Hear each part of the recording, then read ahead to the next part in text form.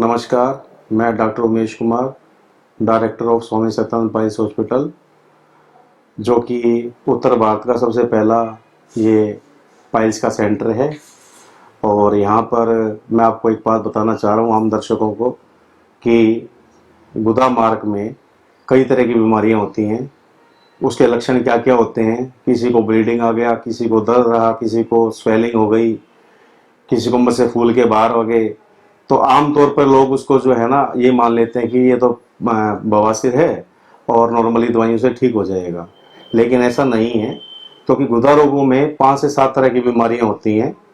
उसमें सिर्फ जो स्पेशलिस्ट डॉक्टर होते हैं इस चीज़ के, वही बता पाते हैं। आम आदमी तो सिर्फ एक बार छोटी सी मतलब बीमारी सोच के किसी डॉक्टर को दिखा लेते हैं, तो उसमें प्रॉपर डायग्नोज नहीं बनता है।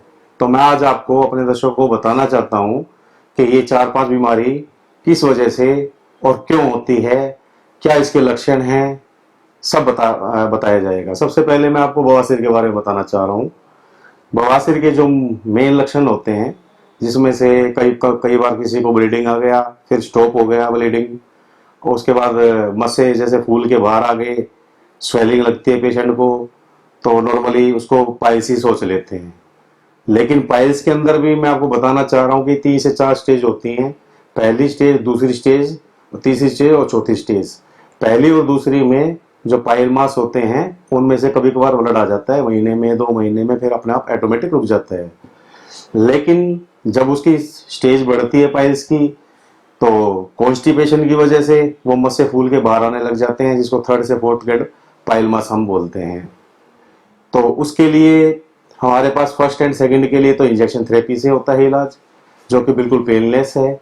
अगर पेशेंट को ब्लीडिंग है सेम डे रुक जाती है, अगर पेन है तो वो हो जाता है, और पाइल्स 15 से 20 दिन में ठीक हो जाता है। और दूसरी बात, कई बार पेशेंट को जैसे शौचालय के लिए जाता है, गुदा मार्ग में बहुत सीवियर पेन होता है। इतना ज़्यादा पेन होता है कि पेशेंट खाना तक भी छोड़ देता है कि अगर मैंने खाना खाया और मेरे को फ्रेश हुआ तो मुझे पेन होगा। वो उस बीमारी को हम फिशर कहते हैं। फिशर का मतलब होता है गुदा मार्ग में कट लग जाना।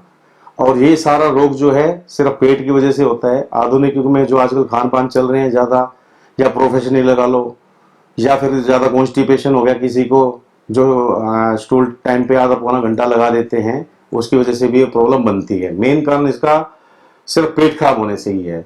और तीसरा मैं आपको बताना चाह रहा हूँ, एक बगंदर नाम से फिस्टुला बोलते हैं वैसे उसको, वो एक बड़ी टिपिकल बीमारी है, लोग जानते नहीं है। गुदा मार्ग के आसपास 2.5 से 3 सेंटीमीटर के अंदर एक छोटी सी फुंसी बन जाती है। लोग उसको भी बवासीर मान लेते हैं, लेकिन ऐसा नहीं होता है।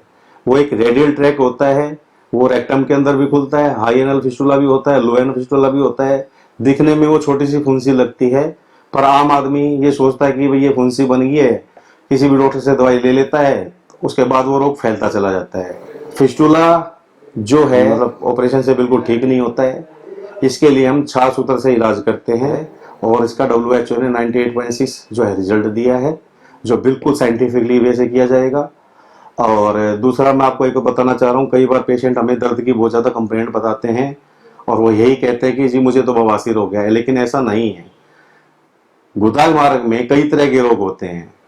जैसे फिशर है, फिशर के अंदर जैसे पेशेंट सुबह कॉन्स्टिपेशन की वजह से ज़्यादा होता है उसमें, और फिर वो टॉयलेट जाता है तो रास्ता चिर जाता है।